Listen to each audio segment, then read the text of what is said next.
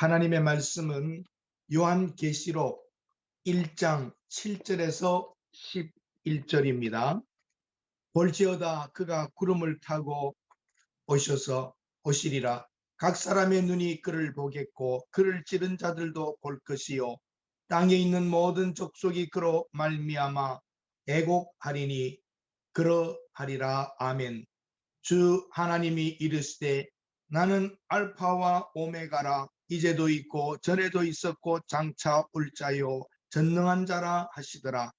나 요한은 너희 형제요 예수의 환난과 나라와 참음에 동참하는 자라. 하나님의 말씀과 예수를 증언하였으므로 말미암아 반모라 하는 섬에 있었더니 주의 날에 내가 성령에 감동되어 내 뒤에서 나는 나팔 소리 같은 큰 음성을 들으니 이르되 네가 보는 것을 두루마리에 써서 에베소, 서머나, 버가모, 두아디라, 사데, 빌라델비아, 라오디게아 등 7교회에 보내라 하시기로. 오늘은 차인수 선교사님께서 말씀 전해 주시겠습니다. 대한예수교 장로회 순천노회 파송이시며 그리스 아테네에서 사역하고 계십니다. 그리스 성경 출판과 배포, 교회 개척에 많은 사역들을 하고 계십니다. 환영합니다. 할렐루야. 예, 제가 요한계시록을 택한 것은 사도 요한께서 말씀하실 때 나는 너희들의 형제고 예수의 환난과 나라와 참음에 동참하는 자라 하고 자신을 소개함으로써 아마 사도들 중에서 자신을 우리와 가장 가까이 표현하신 분이 이 사도 요한 아닌가 싶어요. 그래서 또 제가 반모섬에 오랫동안 사역을 했고 해서 본문을 택했습니다. 그리고 그 반모섬에서 이루어진 저희 사역이 오늘날까지 지속되고 있어서 저희 사역의 일관성 문제에 있어도 반모섬을 말씀드리고 싶었습니다. 사실 사도 요한께서 반모섬에 오신 것은 도미티아누스 황제 제14년에 발생한 대박해 때 오셔가지고 그 이후에 네르바스 황제가 즉위를 하고 네르바스 황제가 통치하는 2년여간에 다시 에베소로 되돌아가셨죠. 그리고 기록에 의하면 이제 98년부터 통치를 했던 트라이누스 황제 때 어느 때 순교를 당했다 하는 것이 이제 교회사에 남아있는 기록입니다.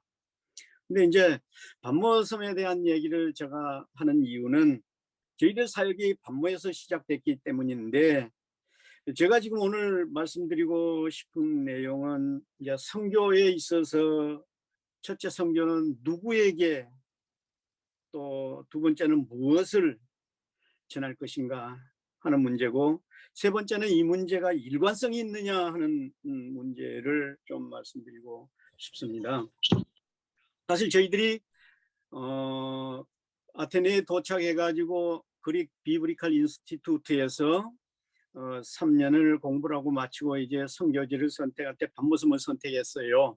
그리고 반모섬에 가서 이제 정착을 시작할 때 사람들을 만나게 됐는데 그 중에서 한 부인을 만나게 됐어요. 왜냐하면 우리가 집을 얻어야 되니까 그분의 도움을 받게 됐는데 그분과 관계 속에서 저희들의 사역이 이제 아웃라인이 잡히고 그것이 점점 확산돼서 오늘에 이르게 된 것인데요. 저희들이 거기서 방을 얻어갖고 살고 있는 동안에 어느 날 비가 좀 부슬부슬 내리고 있는데 그 부인이 큰 오렌지 보따리를 하나 사가더라고요. 원래 그리스는 오렌지가 뭐 풍성한 나라이기 때문에 한 2개 먹는 거 사가지 그렇게 큰 푸대로 사가지를 않는데 이분이 크게 사가서 그 비가 솔솔히 오는 그 처마 밑에 둘이 서 있다가 저희 아내가 그 사람 보고 너 왜 오렌지를 그리 많이 사갔냐 그러더라고요. 그러니까 그 여자가 있다가 하는 말이 우리 아버지가 노한이 와서 음식을 못 먹는다. 그래서 오렌지 즙을 짜드리려고 사간다. 그러니까 저희 아내가 했다. 너 참 좋은 애구나. 내가 한 푸대 더 사줄게.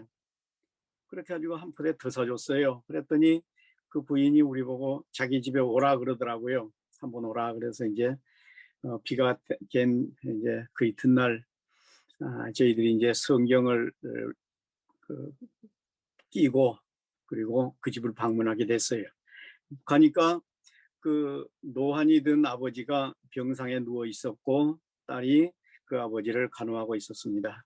그리스는 보통 부모를 노년이 되면 딸들이 저기 그 보살펴요.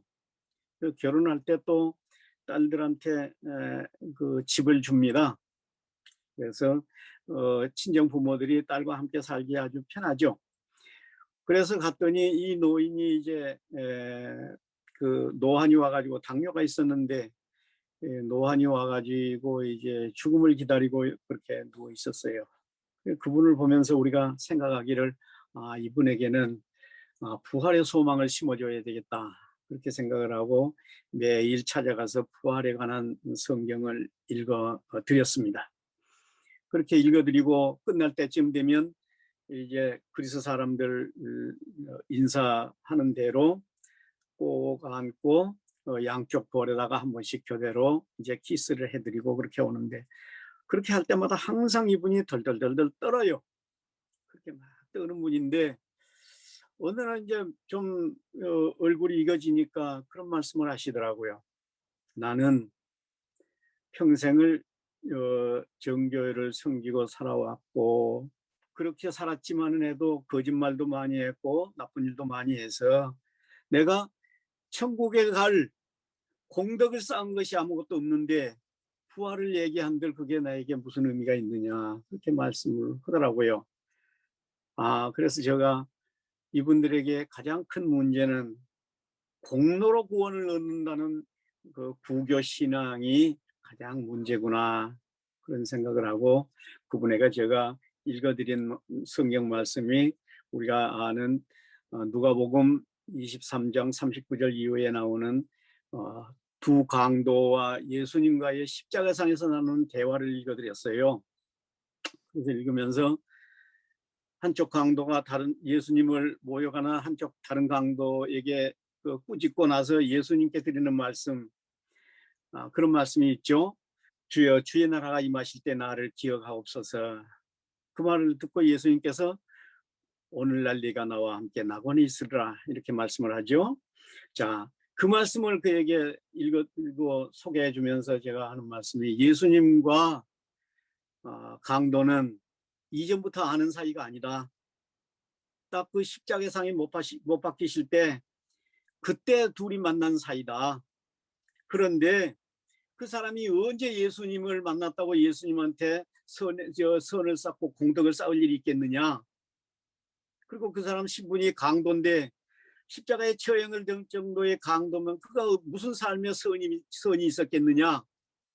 그럼에도 불구하고 예수님은 그에게 오늘 지금 내가 나와 낙원에 함께 있겠다고 말씀을 하시지 않았느냐. 그러니까 그대가 예수님 앞에 선행을 하는 것도 공덕을 쌓지 않은 것도 그건 별 의미가 없는 거다. 지금 이 순간에 당신이 그 예수님을 부활하신 예수님을 당신이 주로 고백한다면 당신은 부활의 생명을 얻을 것이고 지금 낙원에 있을 것이다. 그 얘기를 했는데 그 말을 듣고 이 노인이 한참 뭐 망치에 맞은 것처럼 멍해갖고 있었어요. 그리고 그 뒤부터 이분이 사람이 180도 달라지는데 죽음 같은 건 전혀 여기 생각도 안 한 사람처럼 명랑하고 즐겁고 우리하고 항상 이야기하고 그렇게 떨던 모습이 그한테서 깨끗하게 사라졌어요.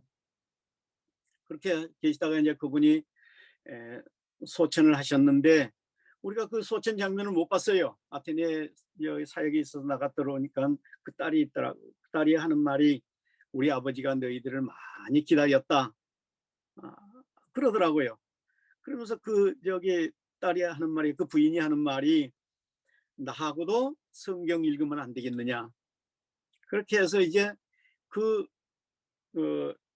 여자하고 성경을 읽기 시작했는데 이제 그 여자가 자기 언니를 데려오고 또 언니가 남편을 데려오고 자기도 남편을 데려오고 또 친한 사람을 데려오고 그래서 한 사람씩 데려온 것이 한 사람이 두 사람 되고 두 사람이 8사람 되고 그렇게 해서 성경 그룹 공부가 커져갔고 그러면서 저희들이 이제 이 사람들한테 성경을 구해줘야 할 그런 이제 입장이 돼서 아테네로 성경을 구하러 다녔는데, 아테네에 성경을 구할 수 있는 서점이 딱 2군데밖에 없어요.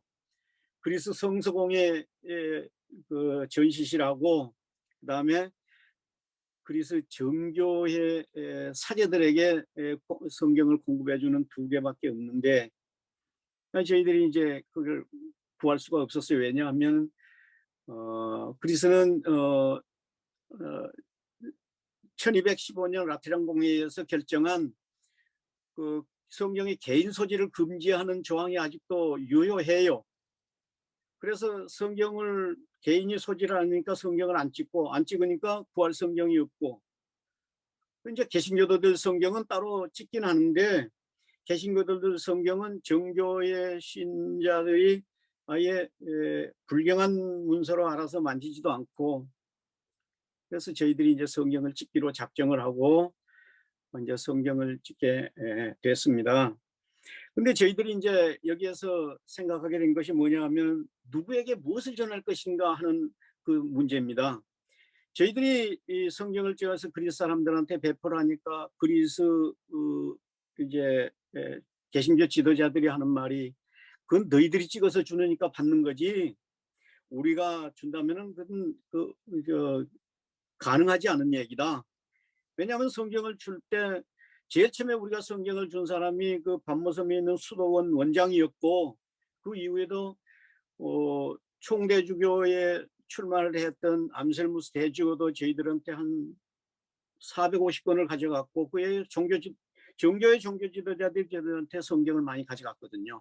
또 그분들이 가져가는데 여기 걸림돌이 없도록 연구해서 만든 것이 저희들 성경이었고, 근데 그것을 통해서 저희들이 하고 싶은 것은 무엇이냐 하면 그리스인들을 깨우는 작업이었습니다. 그리스에 있는 개신교 지도자들이 그 집시 선교나 난민 선교나 이런 일에 많이 합니다. 그다음에 또 노숙자 선교 이런 것들을 많이 하는데, 그걸 저희들한테 부탁했을 때 제가 그랬어요. 그건 너희들이 할 일이지 내가 할 일이 아니다. 나는 너희들을 깨우는 게 내가 한국교회로부터 받은 내 사명이고, 너희 안에 있는 그 사람들을 돌보고 그 사람들을 관리하는 것은 깨어난 너희들이 맡아야 할 몫이지 내가 할 일은 아니다. 그렇게 얘기했지만 해도 사역이란 게 시스템으로 움직이는 거고, 혼자 마음이 다 전체를 움직일 수 있는 것이 아니고 해서 저도 일부 시인을 하고 받아들이기는 합니다만, 어쨌건 저는 헬라 민족을 깨운다 하는 것이 저의 기본 신념이고 저 사역의 일관된 목표이기도 하고, 또 무엇을 전할 것이냐, 가장 중요한 것이 그들이 가지고 있는 공로로 구원을 받는다. 천주교에서 말하는 속상이나 보석교리는 사실 그것은 복음이 아니라 그것은 일반 종교인들이 가지는 종교 성향일 뿐이지, 종교적 열심일 뿐이지, 사실은 그것은 복음이 아닌 것입니다. 왜냐하면은 하나님의 구원의 복음은 공짜로 주신 것이고 은혜로 주신 것인데, 그것을 어떻게 그 귀한 것을 준비도 없이 받느냐 하고 말하는 것이나, 그다음에 받고 나서도 왜 뻔뻔스럽게 입을 싹 닦느냐 하는 얘기는 부교, 천주교나 정교의 얘기지 사도들이 전한 복음의 내용은 아닌 것입니다. 그래서 누구에게 무엇을 전할 것이냐 하는 얘기를 가지고 저희들은 반모섬에서 그 노인을 통해서 부활의 복음을 전하면서 확인을 했고, 그것이 저희들 사역의 일관된 저희들 사역의 목표가 됐고 또 대상이 됐습니다. 그 다음에 이 문제에 대해서 어떻게 일관성을 가지고 있느냐 하는 문제인데, 사실 선교 사역이 현장에서 문제만 자꾸 착안을 해서 접근을 하다 보면 현장에서는 언제나 대상이 바뀌기 마련이고, 시대에 따라서 그 사회적 현상이 바뀌어지기 때문에 일관성의 문제가 없어지는 것입니다. 지금 급한 것은 집시 문제가 됐다, 다음에는 난민 문제가 됐다, 그 다음에는 또 노숙자 문제가 됐다가 계속 현장에서 일어나는 대상이 바뀔 수 있는데, 저 같은 경우는 이제 누구에게 무엇을이라는 대전제 아래서 저희들 사역을 결정했고 그리고 지금까지 진행해 옴으로 인해서 이런 문제의 혼란이나 충돌은 없습니다. 그리고 지금도 헬라인들을 깨운다라는 저희들 목표 아래서 성경 출판을 해서 특히나 이 성경은 그냥 일반인들에게 주겠다 그런 얘기가 아니고 정교의 관할 하에 있는 그 사람들에게 그들을 깨워서 복음으로 돌리겠다 하는 것이 목표였기 때문에 거기에 합당하게 이렇게 만들어지고 그리고 출판된 성경입니다. 물론 이것을 만들 때 그리스의 저명한 그릭 비블리컬 인스티튜트의 학장님이시고 그다음에 그리스 정교의 그리스 그 성서공회의 부이사장인 박사님하고 많은 디스커션을 했고 또 많은 그리스 정교회의 그 법과 그다음에 교리를 적용해서 만든 것이기 때문에 그 안셀무스 대주교 같은 경우는 저희에게 그렇게 450권이나 가져갔고 각처에서 정교회 지도자들이 성경의 대부분을 가져갔고 자기들 그 성도들에게 이것을 나눠줘서 그들 자신들이 스스로를 개혁해가는 일에 큰 보탬이 됐습니다. 지금도 이제 보면은 옛날에 저희들이 갔을 때는 그리스의 그 노란 바탕에 독수리 머리 2개가 달린 그것이 정교회 기장인데 기장 그것만 그것만 걸려 있는 것이 전부였는데 지금은 교회에 십자가도 달려 있고 저 산등성이에 십자가도 달려 있고 거기에다가 한국처럼 거기에다가 네온 사인을 넣어갖고 불을 밝혀놓기도 하고 해요. 그래서 한 20 몇 년 동안에 그리스가 정말로 획기적인 발전을 했고 비약적인 발전을 했습니다. 그러나 그런 예형적인 것보다 저희들은 그들이 근본적으로 가지고 있는 공덕의 교리, 속상의 교리, 공덕을 쌓아야 천국에 갈 수 있다는 기본적인 그들의 생각이 바뀌지 않으면은 복음을 하나님의 구원의 은혜, 공짜로 주신 구원 그리고 그 꼭 갚아야 된다고 하는 천주교적 개념 그런 것에서 그들이 놓여놔서 순수하게 하나님의 말씀으로 돌아가는 일을 이루고자 하는 겁니다. 저희들이 이제 또 그 이후에 돌아온 사람들을 어떻게 관리할 것이냐 하는 문제 때문에 지금도 교회 설립을 하고 또 그 운영 문제에 개입하고 있지만은 해도 저희 기본 사역은 헬라 민족을 깨운다. 그리고 헬라 민족을 깨우면은 저는 유럽의 문명이 헬레니즘을 바탕에 깔고 출발한 문명이기 때문에 지금도 헬레니즘은 그리고 헬라의 합리로는 유럽의 정신세계를 지탱하는 중요한 근제라고 저는 확신하고 있고 그것이 현대 학자들이 학문을 할 때도 그 범위를 벗어나지 못합니다. 이런 점에 있어서 그리스가 깨어나면 헬라 민족이 깨어나면 유럽의 부교회권도 획기적인 정신적인 예형적인 변형이 아니라 정신적인 변형이 올 것이라 그렇게 저는 확신하고 있습니다. 저희들 생각에는 이 선교 현장에서 가장 중요한 것은 내가 누구에게 무엇을 전할 것인가 하는 것과 이 문제를 어떻게 전 사역에 일관성 있게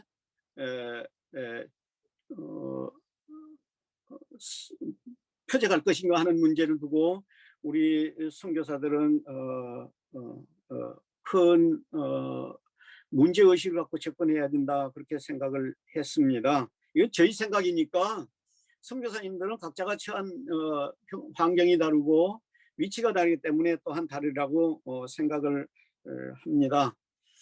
지금도 저희들은 여전히 그 헬라 민족들을 깨우는 일에 최선을 다하고 있고 지금 아테네 복음주의 제일교회에다가 지금 저희들이 성경을 5,000권 출판한 걸 지금 보관하고 지금 분배하고 있는데 거의 재고가 다 돼가고 있어서 또 한번 출판을 하려고 했는데 미국의 교회들이 난민들이 그리스에 유럽으로 들어가지 못하고 난민이 그리스 내에 머물고 적체해 있는 현상이 심각한데, 이분들에게 성경을 나눠준다면은 동참하겠다는 분들이 계셔서 지금 페르시아 성경을 지금 출판할 것을 계획하고 있는데, 그건 이제 난민의 문제고 저희들의 일관적인 문제, 헬라 민족을 깨운다 하는 문제에 있어서도 저희들이 성경 출판 4차 출판을 지금 계획을 하고 있습니다. 여러분들께서 이 문제에 대해서 관심을 갖고 기도를 해주시기 바랍니다. 그리고 무엇보다도 저희 아내 박영란 선교사 건강이 좀 안 좋습니다. 저희 아내를 위해서 기도를 해주시기 바랍니다. 그리고 저도 당뇨성 망막병증이 있어서 이게 확산되지 않도록 근심을 하고 있는데, 저를 위해서 기도해 주시기 바랍니다. 저도 우리 세계 선교의 모든 선교사님들을 위해서 힘을 다해서 기도하고 열심을 다하겠습니다. 감사합니다. 주님의 축복이 여러분과 함께 하시기를 빕니다. 기도 제목은 4차 성경 출판을 위해서 기도해 주시고, 차일수 선교사님과 박영란 선교사님 건강을 위해서 아울러 집중적으로 기도해 주시기 바랍니다. 차일수 목사님 사역하시는 곳이 그리스입니다만은 그리스 가운데서 반모섬입니다. 반모섬은 요한계시록에 나오는 그 사도 요한이 이 요한계시록을 쓴 하나님의 입니다. 그 반모섬에 보면 사도 요한께서 계셨던 그 굴이 있죠. 굴이 그 굴의 형태가 한국이 사람들이 생각하는 그 깊은 그런 굴이 큰 암바위 밑, 큰 그 바위 밑입니다. 그렇죠? 예. 큰 바위 밑에 그 사도 요한 선생님께서 기도하시면서 피곤함에 누우셨던 그런 돌로 깎은 그 침대 비슷한 것도 있고 그런 곳인데, 그 박무성에서는 그냥 생길 것 같은데, 그야말로 또 헬라인들을 위한 사랑이 가득한 우리 목사님, 또 깊은 영성으로 헬라인들을 주께서 다 인도하시길 바랍니다. 감사합니다. 사실 감사합니다. 신약 성경이 헬라어로 되어 있고 구약 성경 히브리 된 그것을 이렇게 번역을 하고 또 이렇게 했는데, 아니 이거 그리스어가 헬라어예요, 그죠? 예.